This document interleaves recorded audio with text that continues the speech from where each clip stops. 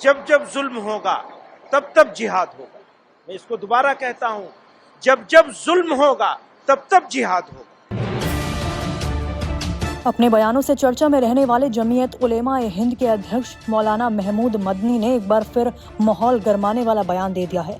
بھوپال میں جمعیت علماء ہند کی گورننگ باڈی کی بیٹھک میں شنیوار کو مولانا محمود مدنی نے کہا کہ موجودہ دور میں اسلام اور مسلمانوں کے خلاف نفرت پھیلانے کی کوششیں بڑھ گئی ہیں. جہاد، اسلام اور مسلمانوں کے دشمنوں نے اسلام کی مقدس اصطلاحات مثلا جہاد کے لفظ کو ایک گالی، فساد اور وائلنس کا ہم نام بنا دیا ہے. لو جہاد، لینڈ جہاد، تعلیم جہاد، تھوک جہاد وغیرہ جیسے جملے استعمال کر کے مسلمانوں کی سخت دل آزاری اور ان کے مذہب کی توہین کی جا رہی ہے.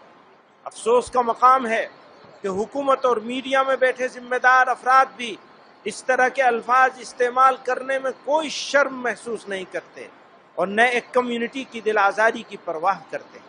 پرواہ کیا کریں گے؟ یہ تو اس کمیونٹی کی دشمنی میں کرتے ہیں.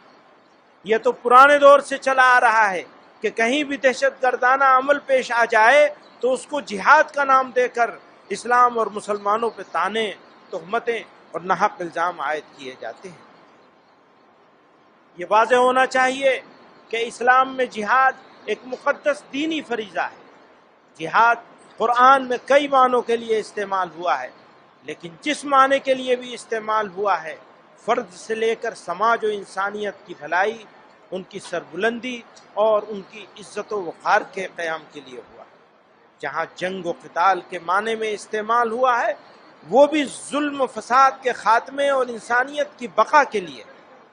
اس لیے جب جب ظلم ہوگا تب تب جہاد ہوگا.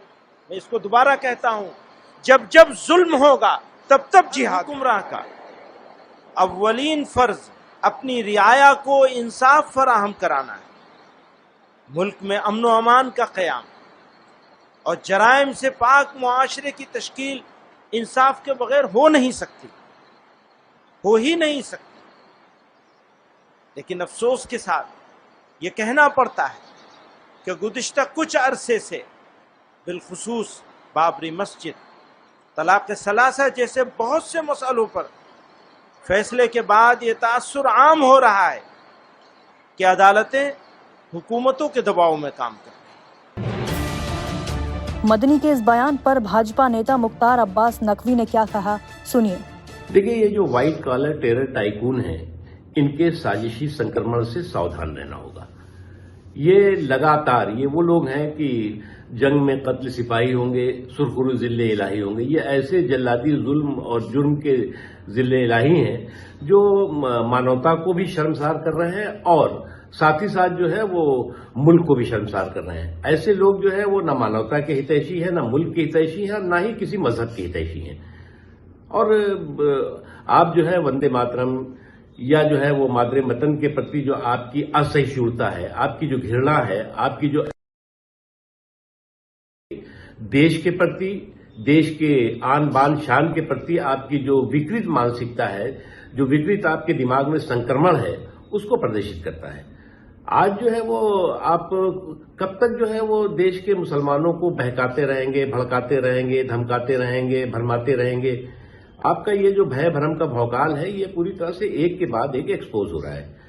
اور جو آدھونک شکشا کے سنستھان میں جو ہے وہ آتنکوادی جو ہے وہ دیچھا کا جو ہے وہ سینٹر اگر بن جائے تو نشچت طور سے یہ کسی بھی کے ہت میں بھی نہیں ہے.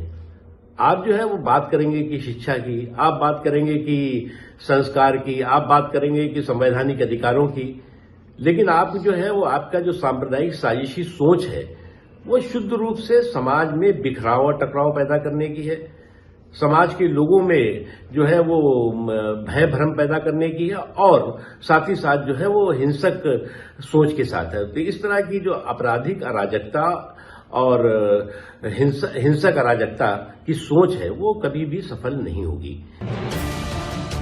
مدنی کے بیان پر آل انڈیا مسلم جماعت کے مکھیا مولانا شہاب الدین رضوی بریلوی کا بھی ری ایکشن سامنے آیا. مولانا شہاب الدین نے کہا کہ صرف میں ہی نہیں بلکہ بھارت کے کروڑوں مسلمان ان کے بیان سے سہمت ہیں. انہوں نے آگے کیا کہا، سنیے. جمعیت علماء کے ادھیکش مولانا محمود مدنی صاحب نے جو بیان دیا ہے اس سے میں ہی نہیں بلکہ بھارت کے کروڑوں مسلمان اتفاق نہیں رکھتے ہیں۔ مولانا محمود مدنی صاحب مذہبی آدمی ہیں، ان کو مذہب کے تعلق سے بات کرنا چاہیے، ان کو مسلمانوں کو اکسانے، بھڑکانے اور مشتعل کرنے والی باتیں نہیں کرنا چاہیے۔ کروڑوں مسلمانوں کا سپریم کورٹ پر، پارلیمنٹ پر، حکومت پر بھروسہ ہے، اور یہ کورٹیں ایسی ہیں کہ ایتہاسک فیصلے کرتی ہیں، اور اس پر اگر بھروسہ نہیں رکھا جائے گا تو پھر پورے دیش سے امان اٹھ جائے گا۔ آل انڈیا امام ایسوسی ایشن کے ادھیکش مولانا محمد ساجد رشیدی نے کیا کہا وہ بھی سنیے۔ دیکھیں، انہوں نے ایک بات کہی کہ جب ظلم ہوگا، جب جہاد ہوگا، اس بات کو تو میں جسٹیفائی نہیں کرتا ہوں۔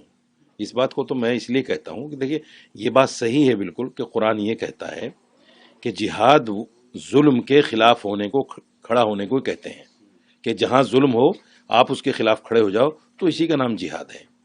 اور دوسری زبان میں اگر اس کو کہیں کہ جہاد جو ہے وہ سیلف ڈیفنس ہے، جتنی بھی جنگیں اس وقت میں ہوئی ہیں وہ سیلف ڈیفنس میں ہوئی ہیں، حملہ کر دیا، مسلمانوں نے اس کو روکا ہے، اور قرآن نے یہی کہا ہے کہ جو سیلف ڈیفنس میں مارا جائے وہ شہید ہے۔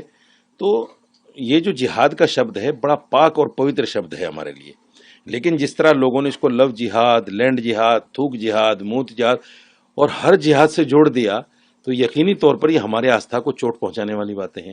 یقینی طور پر ہمیں اس بات کا احساس ہوگا کہ ہماری جو دھارمک چیز ہے جس پر ہم آستھا رکھتے ہیں کہ ہاں بھائی یہ چیز ہونی چاہیے، اس کو کہیں نہ کہیں گالی بنا کر جو ہے پیش کیا جا رہا ہے، برا بھلا اس کو کہا جا رہا ہے۔